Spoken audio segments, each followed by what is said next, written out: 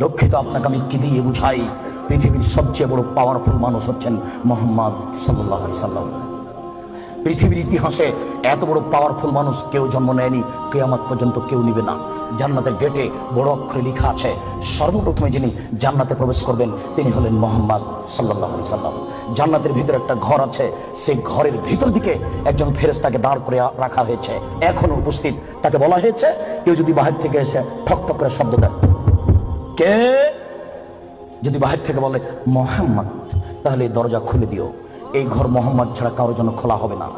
আপনার আমি কি দিয়ে বুঝাই মুহাম্মদ সাল্লাল্লাহু আলাইহি সাল্লাম কত বড় পাওয়ারফুল মানুষ?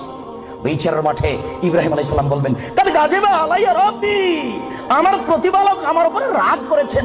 মা গাজিবা মিন কাবলাল বাদ, আমার প্রতিপালক এরকম রাগ পূর্বেও কোনোদিন করেননি, ভবিষ্যতেও কোনোদিন করবেন না। নফসি নফসি, আমার যে কি হয় তা আমি নিজেই বুঝি না।